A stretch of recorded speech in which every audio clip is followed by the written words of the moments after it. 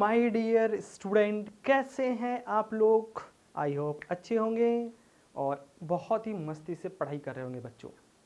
तो आज के मैं इस वीडियो में बच्चों जा रहा हूं डिस्कस करने के लिए disorder related to circulatory system. तो बच्चों इस वीडियो में मैं डिस्कस करूंगा आपके जो भी डिजीज़ है या डिसऑर्डर है related to the circulatory system, उनको डिस्कस करने जा रहा हूं। बच्चों ये हमारा जो वीडियो है आपका body fluid and circulatory systems class 11th का नेक्स्ट पार्ट है। इस वीडियो के साथ ही बच्चों ये सीरीज हमारा समाप्त हो जाएगा। ठीक है बच्चों, तो चलो हम लोग वीडियो को स्टार्ट करते हैं। वीडियो को स्टार्ट करने से पहले बच्चों मैं अपना एक इंट्रोडक्शन दे दूं कि मेरा नाम है अब्दुल मन्नान, मैं हूं आपका दोस्त और आपका बायोमेंटर, और आप लोग देख रहे हैं मेरा YouTube channel Abdul biology classes. ठीक है बच्चों, तो चलो स्टार्ट करते हैं हम लोग। पहला बीमारी ले लेते हैं बच्चों यहाँ पे, hyper tension. Hyper tension, hyper मतलब ज़्यादा और टेंशन मतलब टेंशन, तो हाइपर टेंशन। तो बेसिकली ये जो प्रॉब्लम है बच्चों, इस प्रॉब्लम को आसान भाषा में हम लोग कहते हैं high blood pressure, high BP. और बीपी जो होता है बच्चों नॉर्मल से वो बढ़ के कितना हो जाता है 140/90 या उससे ज़्यादा। तो सस्टेनेबल हाई ब्लड प्रेशर्स रहता है काफ़ी समय तक, और इस हाई ब्लड प्रेशर्स के वजह से बच्चों आपका कुछ ऑर्गन है जो अफेक्टेड हो सकते हैं। जैसे यहाँ पे बच्चों देखते हैं कि अफेक्टेड ऑर्गन कौन है due to the high blood pressures. तो उसमें सबसे पहला नंबर आता है बच्चों आपका हार्ट का, दूसरा आता है ब्रेन का, और तीसरा नंबर आता है बच्चों आपका किडनी का। हार्ट में बच्चों, ठीक है ना, यहाँ पे हाई बीपी केसेस में, ठीक है, आपका ब्लड प्रेशर ज़्यादा है, मतलब हार्ट ज़्यादा वर्क कर रहा होता है, और ज़्यादा वर्क करने की वजह से बच्चों हार्ट मसल्स वीक होने लगता है धीरे धीरे। ठीक है, तो आगे चल के ही हार्ट में प्रॉब्लम होगा। ब्रेन में बच्चों हाई ब्लड प्रेशर्स की वजह से स्पेशली जो सेरेब्रल पार्ट है वो अफेक्टेड हो जाता है, ठीक है ना, टेंशन वाला जो सिचुएशन होता है। और किडनी में बच्चों ब्लड फिल्ट्रेशन के लिए जाता है, तो हाई बीपी की वजह से जो फिल्ट्रेशन रेट होता है वो बहुत ज़्यादा होता है, फास्ट हो जाता है, तो उससे फिल्ट्रेशन ठीक से नहीं होगा, तो इससे सीधा सीधा इफेक्ट किसके ऊपर हो रहा है, किडनी पे हो रहा है। तो ये कुछ ऑर्गन है जो हाई ब्लड प्रेशर की वजह से बच्चों इफेक्टेड होते हैं। दूसरा है बच्चों आपका हाइपर टेंशन, ठीक है ना, हाइपर टेंशन। हाइपर टेंशन में बच्चों आपका, सॉरी हाइपर बोले, हाइपोटेंशन। नेक्स्ट है बच्चों हाइपोटेंशन।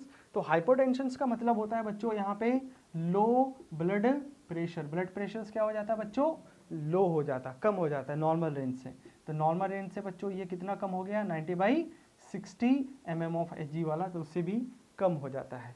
देखो ऐसा इससे तो बहुत ज़्यादा प्रॉब्लम नहीं बच्चों, बट इससे सीधा ब्रेन इफेक्टेड हो सकता है। अगर लंबे समय तक ऐसा सिचुएशन रहा तो पर्सन कोमा में जा सकता है, ठीक है ना, due to the insufficient oxygen in brain. तो ये आपका कोमा में जा सकता है पर्सन, ठीक है।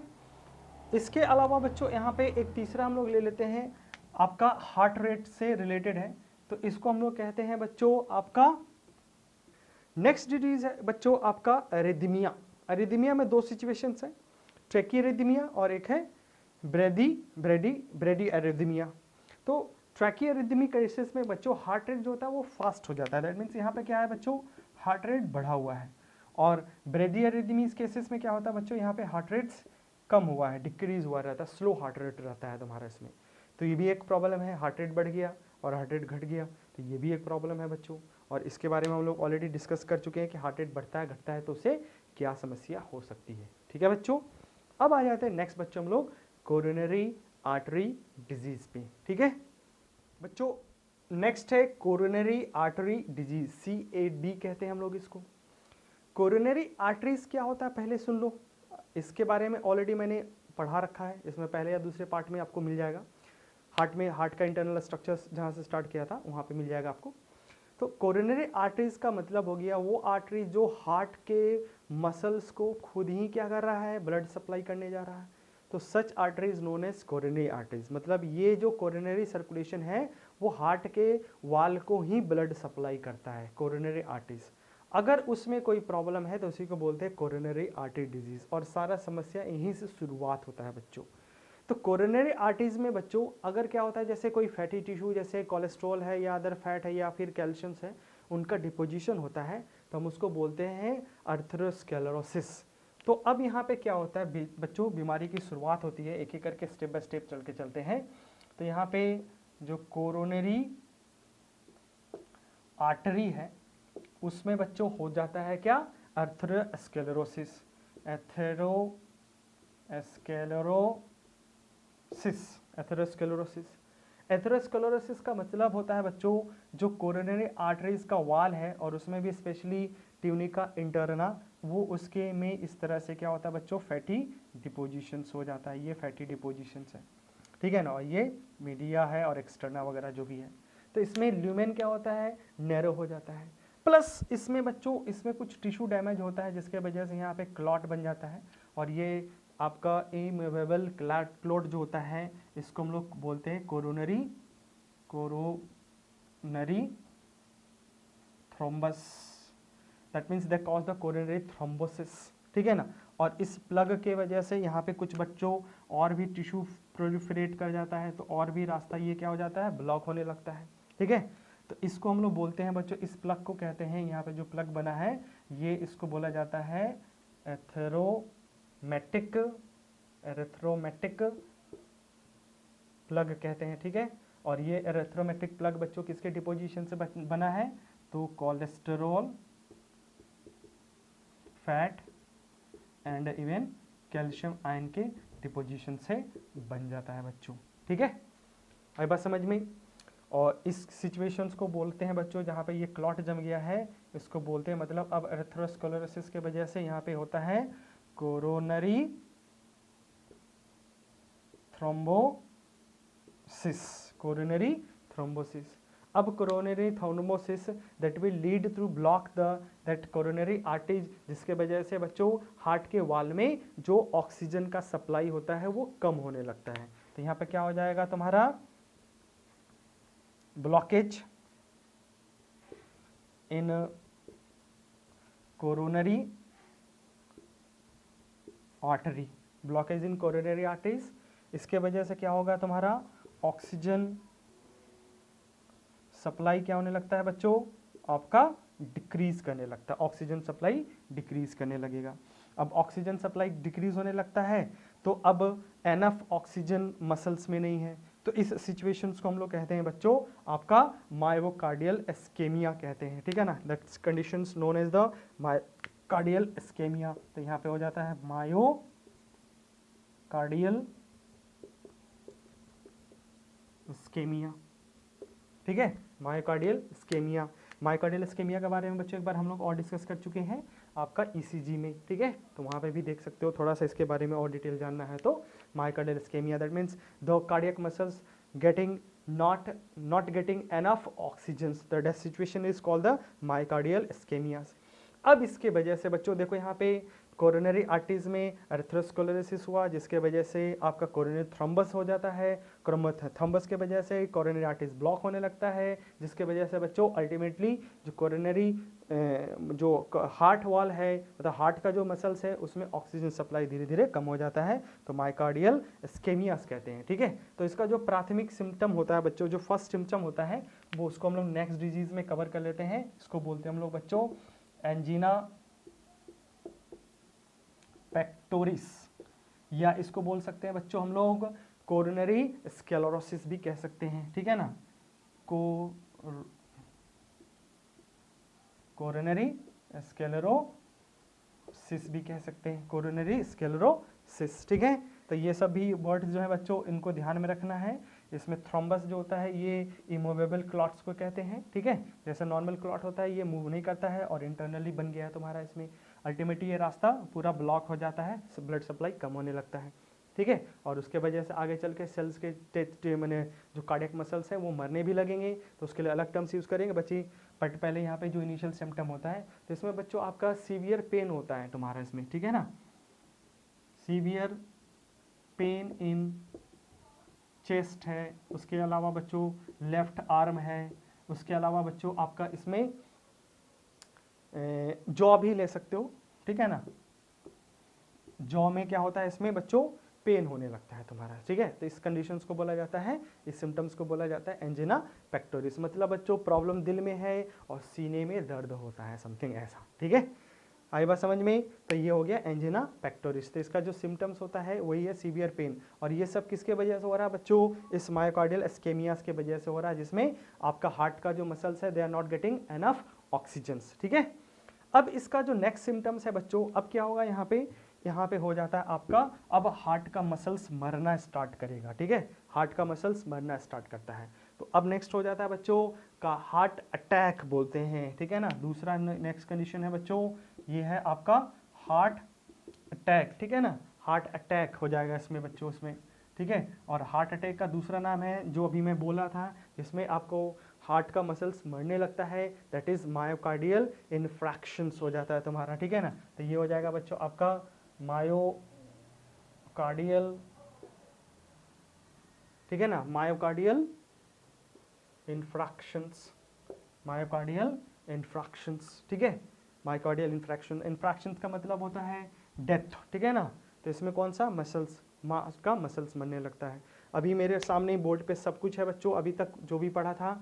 कोरोनरी आर्टरीज में क्या होता है, अर्थेरोस्क्लेरोसिस, मतलब इस तरह का प्लग बना था, इसको अर्थमेटिक प्लग कह रहे थे।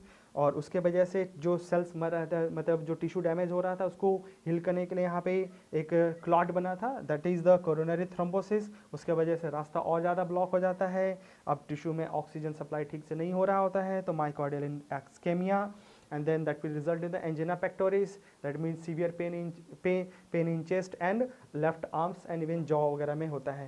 that will result in the death of the cardiac muscles, that is called the heart attack। और ये वन टाइम, मतलब इसमें जो टिश्यू जो डैमेज होगा बच्चों वो परमानेंटली डैमेज होता है तुम्हारा इसमें, दैट मीन्स उसका रिपेयर नहीं होता है। तो इसमें लिख लो बच्चों क्या होगा इसमें, death of cardiac muscles, death of cardiac muscles, ठीक है। तो कार्डियक मसल्स यहाँ पे मरने लगता है, ठीक है बच्चों। आई बात समझ में? कार्डियक मसल्स यहाँ पे मरने लगता है तुम्हारा। और ये सब क्यों हो रहा है? क्योंकि due to deficiency of oxygen के वजह से ये सब हो रहा है। किसके वजह से? डिफिशियंसी के वजह से हो रहा है। और ये बच्चों ध्यान में रखना है, ये परमानेंट होता है, ठीक है ना। मतलब यहाँ पे जो भी कार्डियक मसल्स डैमेज हुआ है वो दोबारा रिपेयर नहीं होने वाला है तुम्हारा इसमें, ठीक है। मतलब यहाँ पे कार्डियक मसल्स नॉट रीजनरेटेड, ठीक है ना, ध्यान रखना। कार्डियक मसल्स जो है, जो एक बार डैमेज हो चुका है कार्डियक मसल्स, ठीक है ना, ये क्या होगा तुम्हारा, नॉट जनरेटेड, ये वापस रीजनरेट नहीं होगा। अब ये जो मर गया सो मर गया बच्चों इसमें, ठीक है। अब इसके वजह से नेक्स्ट जो सिम्टम्स होता है बच्चों वो है, ध्यान में रखना ये सारे सीक्वेंस। अब ये थोड़ा सा मैं हटा देता हूँ, ठीक है। अब इसके वजह से होगा बच्चों आपका कोरोनरी आर्टरीज की वजह से आपका हार्ट फेलियर एंड हार्ट आपका कार्डियक अरेस्ट जो बोला जाता है इसमें नेक्स्ट, ठीक है। तो इसके बाद हो जाएगा 7वां नंबर हो जाएगा बच्चों आपका, ये भी कोरोनरी आर्टरीज डिजीज ही आता है, हार्ट फेलियर। नेक्स्ट बच्चों, अब इस हार्ट अटैक का जो इफेक्ट है बच्चों वो होता है हार्ट फेलियर से। तो हार्ट फेलियर का मतलब हो गया बच्चों, ड्यू टू जो कार्डियक मसल्स जो डैमेज हुआ है उसके वजह से जो बच्चों आपका जो हार्ट पंप करता है, उस पंपी के वजह से बच्चों आपके बॉडी के जो पार्ट्स है वो एनफ ब्लड रिसीव कर नहीं पाते हैं। मतलब यहाँ पे जो हार्ट है वो कंटिन्यूसली बीट तो कर रहा है but they are not enough to supply, ठीक है ना। इसका जो पंपिंग है, pumping is not enough to supply blood to organ, ठीक है। ऑल्दो इसमें क्या होता है, हार्ट बच्चों कंटिन्यूसली वर्क कर रहा होता है, ठीक है। बट इसमें प्रॉब्लम क्या होता है कि जो पंपिंग पावर है कह सकते हो या एफिशिएंसी है वो कम हो गया है, जिससे ये पूरे बॉडी में ऑक्सीजन या ब्लड जो है वो ठीक से सप्लाई नहीं कर पाता है। इसको बोलते हैं बच्चों हार्ट फेलियर। और एक तीसरा टर्म्स है बच्चों इसी से मिलता जुलता आपका, इसमें 8वां डिजीज है, that's also a due to the coronary artery disease, या फिर कह सकते हैं this is also part of the coronary artery disease, that is the cardiac arrest, ठीक है। कार्डियक अरेस्ट, ठीक है ना, कार्डियक अरेस्ट, ठीक है। तो यहाँ पे ये काफ़ी मिलता जुलता वर्ड है, heart attack, heart failure, cardiac arrest. तो कार्डियक अरेस्ट का बच्चों यहाँ पे जो होता है हार्ट, ये क्या हुआ है, कंप्लीटली स्टॉप वॉकिंग, ठीक है, कंप्लीट स्टॉप वॉकिंग, ठीक है, that are not any more work for the bodies. इस केस में बच्चों जो मनुष्य है वो मर चुका है, वो मर जाएगा, ठीक है। हार्ट अटैक में तो बच भी सकता है, जैसे देखा होगा 1 2 3 बार होता है हार्ट अटैक, तो उसमें चांसेस होता है कि आदमी मर जाएगा। तो यहाँ पे कार्डियक अरेस्ट में तो बच्चों अब सीधा क्या हो गया है, जो हार्ट है वो कंप्लीटली वर्क करना बंद चुका है, मतलब कंप्लीटली ये सीज हो चुका है बच्चों, तो इसको बोला जाता है हम लोग कार्डियक अरेस्ट, ठीक है। अब बच्चों आता है इसमें, देखो कुल मिला के वो जो क्लॉट बना था, जो प्लग बना था, अगर उसको हटा दिया जाए, ठीक है, उसको हटा दिया जाए तो ये सारी बीमारी से बचा जा सकता है, ठीक है। तो यहाँ पे कुछ लोग हैं, ठीक है ना, जो ज़्यादा ससेप्टेबल होते हैं कोरोनरी आर्टरी, जैसे जेनेटिकली हो सकता है, तो ये फैमिली टू फैमिली, अगर मान लो पहले वाले फैमिली में फैट से रिलेटेड अगर कोई डिपोजिशन से रिलेटेड प्रॉब्लम है तो नेक्स्ट में भी हो जाएगा। दूसरा, मेल जो होता है बच्चों वो ससेप्टेबल होता है देन फीमेल्स, बट फीमेल में बच्चों आफ्टर मेनोपॉज वो भी ज़्यादा ससेप्टेबल हो जाती है। मेल में रीज़न होता है बच्चों टेस्टोस्टेरोन की वजह से, जो इसमें हार्ट रेट बढ़ा हुआ रहता है तुम्हारा इसमें, ठीक है ना। इसके अलावा बच्चों अगर मान लो कोई डायबिटिक पेशेंट्स है तो उसमें जो शुगर मेटाबॉलिज्म है वो डिस्टर्ब हो जाता है, उसके वजह से भी एक्सेस फैट का फॉर्मेशंस होता है, ठीक है। और वो पर्सन जो बच्चों जिसके बॉडी में ऑलरेडी कोलेस्ट्रॉल का अमाउंट बहुत ज़्यादा है तो वो तो और ज़्यादा ससेप्टेबल है। कोरोनरी आर्टरीज में जो थ्रोम्बस बनता है उसका मेन रीज़न ही होता है कि बॉडी में ब्लड में जो है आपका कोलेस्ट्रॉल लेवल्स ज़्यादा है, ठीक है। हाँ, अब बच्चों आ जाते हैं इसको हम लोग ठीक कैसे करेंगे। तो ठीक करने के लिए बच्चों यहाँ पे एक ड्रग है, 2-3 ड्रग है, ठीक है ना, उसको यूज़ किया जाता है। जैसे एक तो बहुत ही वेल नोन है बच्चों, इसको जानना भी है, बायोटेक में पढ़ना भी है बच्चों, इसको बोलते हैं हम लोग, इसको क्या यूज़ करेंगे, आपका क्लॉट ब्लस्टर, क्लॉट बस्टर्स, ठीक है ना। जैसे बच्चों यहाँ पे कुछ इंजाइम्स यूज़ किया जाता है, इंजाइम में जैसे आपका हो जाएगा स्ट्रेप्टोकाइनेज,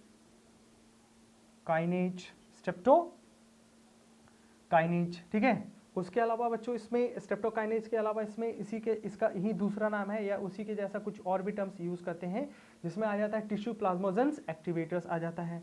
तो tissue plasminogen activator, tissue plasminogen activator, TPA भी बोलते हैं इसको बच्चों। इसके अलावा बच्चों आपका बाईपास सर्जरी होता है, ठीक है ना, बाईपास सर्जरी होता है, तो उसको बोलते हैं हम लोग कोरोनरी आर्टरी बाईपास ग्राफ्टिंग कह सकते हैं, CABG कहते हैं, कोरोनरी आर्टरीज बाईपास ग्राफ्टिंग कहा जाता है। तो ये दूसरा तरीका जिसमें सर्जिकली हम लोग क्या कर सकते हैं बच्चों, इस क्लॉट को रिमूव किया जा सकता है, ठीक है बच्चों। तो ये था हमारा कुछ आपके सर्कुलेटरी सिस्टम से रिलेटेड डिसऑर्डर, जिसमें मेन यही कोरोनरी आर्टरीज ही रहा है, जिसको हम लोगों ने बहुत डिटेल से पढ़ा बच्चों, ठीक है। अच्छा, इस पे मैं और भी थोड़ा सा डिटेल में वीडियो बनाऊंगा आपको, स्पेशली कोरोनरी आर्टरीज को, तो कभी फ्यूचर में बना दूंगा उसमें डिटेल में, ठीक है ना। बट फिलहाल अभी आपके एनसीईआरटी के हिसाब से और नीट के हिसाब से या आपके क्लास 11 के एग्जामिनेशन के हिसाब से दैट्स एनफ है बच्चों यहाँ तक के लिए, ठीक है। तो इस वीडियो को मैं बच्चों यहीं तक करता हूँ, ठीक है। जिन्होंने अभी तक मुझे इंस्टाग्राम पे फॉलो नहीं किया है तो प्लीज़ मुझे जाके इंस्टाग्राम पे फॉलो करिए, मैं वहाँ पे अपने ही वीडियो का अपडेट करता रहता हूँ। और उसी तरह का एक पेज है भी बच्चों, मेरा फेसबुक पेज पे है, ठीक है ना, अब्दुल बालाजी क्लासेस के नाम से ही है। तो प्लीज़ आप वहाँ पे जाइए और कुछ रिव्यू दीजिए, अपना रिकमेंडेशन दीजिए, ठीक है बच्चों, अपने ओपिनियंस दिखे, ताकि और वहाँ पे भी आपको अपडेट्स मिल जाएंगे बच्चों आपके नीट एग्जामिनेशन से रिलेटेड, और जो भी वीडियो अपडेट करता हूँ आपके नीट एग्जामिनेशन से रिलेटेड मिल सकता है। तो मैक्सिमम से मैक्सिमम लोग आके उस ग्रुप में जुड़िए, ताकि आप इन्फॉर्मेशंस को एक दूसरे के साथ शेयर कर सकते हैं, ठीक है बच्चों। जो लोग भी मेरे चैनल पे नए हैं, चैनल को सब्सक्राइब करिए, ठीक है। और अगर वीडियो अच्छा लगा तो लाइक करिए, कमेंट करिए और शेयर करिए, ठीक है बच्चों। इसी के साथ हम लोग इस वीडियो को समाप्त करते हैं, मिलते हैं नेक्स्ट वीडियो में, तब तक के लिए ऑल द बेस्ट बच्चों, बाय बाय।